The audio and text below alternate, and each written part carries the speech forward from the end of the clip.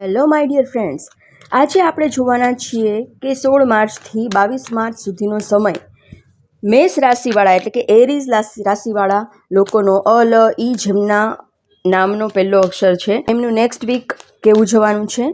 તો આપણે એમની ફેમિલી લાઈફ જોઈએ,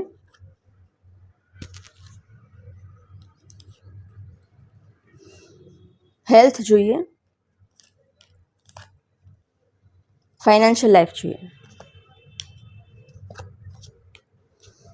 બોટમની એનર્જી આવી ગઈ છે એસ ઓફ વોન્ડ. ઓથોરિટીવાળા દેખાઈ રહ્યા છો, મતલબ કે હું કહું એમ જ થવું જોઈએ એ ટાઈપનું એટીટ્યૂડ છે તમારું નેક્સ્ટ વીકમાં. ફેમિલી લાઈફમાં જોઈએ તો એક બાઉન્ડ્રી સેટ કરી દીધી છે કે હું આ ચલાવીશ અને આ નહીં ચલાવું. સામેવાળી વ્યક્તિનું બિહેવિયર જે છે તમે એક બાઉન્ડ્રી સેટ કરી છે કે મને આવું બિહેવિયર મારી સાથે કરવાનું, આવું બિહેવ નહીં કરવાનું. એ ટાઈપનું તમારું થોડુંક એટીટ્યૂડ દેખાઈ રહ્યું છે.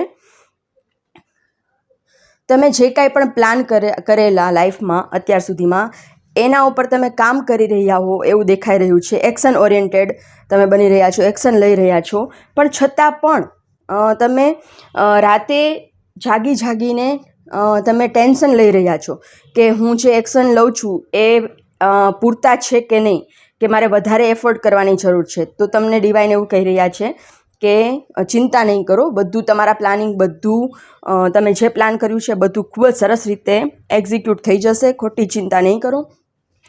અને લવ લાઈફમાં એવું દેખાઈ રહ્યું છે કે ખૂબ જ સારી વ્યક્તિ, એનર્જેટિક પર્સનની એન્ટ્રી તમારી લાઈફમાં થઈ રહી છે.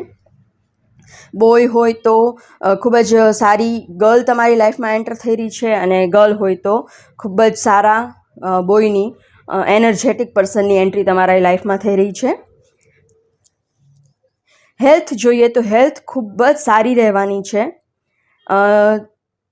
બધી રીતે 7 ચક્ર તમારા સાથે 7 ચક્ર બેલેન્સમાં હોય એવું લાગી રહ્યું છે. ફાઇનાન્શિયલ લાઈફમાં એવું દેખાઈ રહ્યું છે કે તમારા રૂપીઝ કોઈ જગ્યાએ બ્લોક થઈ ગયા છે, ક્યાંક ફસાઈ ગયા છે.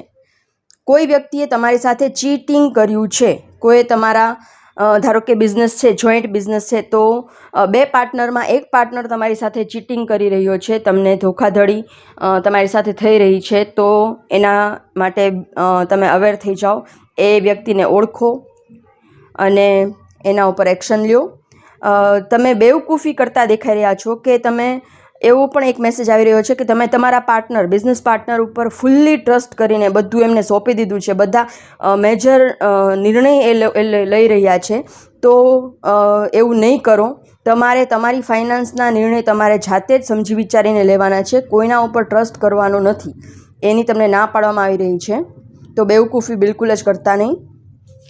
પ્લીઝ યુનિવર્સ મેષ રાશિવાળા લોકો માટે એક ગાઈડન્સ આપો. ઇન્ટિગ્રેશન તમારામાં એ કેપેબિલિટી છે જ, ખરાબમાં સારું ને સારામાં ખરાબ જોવાની, દરેક વ્યક્તિના ગુણ અવગુણ જોવાની તમારામાં કેપેસિટી છે. તો જે તે વ્યક્તિને ઓળખો અને એની સાથે જે કરવાનું હોય, કટ ઓફ કરવાનું હોય તો કટ ઓફ કરો, અને કાં પછી એમની સાથે બેસીને વાત કરો કે તમે જે ચીટ કરો છો એનો મને ખ્યાલ છે. એન્જલિક ગાઈડન્સ છે તમારા માટે forgiveness. I release all grudges and forgive myself and others.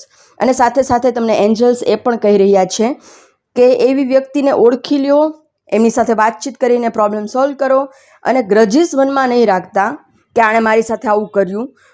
ગ્રજીસ નથી રાખવાના, એને પણ માફ કરવાની છે, પોતાની જાતને પણ માફ કરવાની છે, અને આગળ વધવાનું છે. Thank you so much.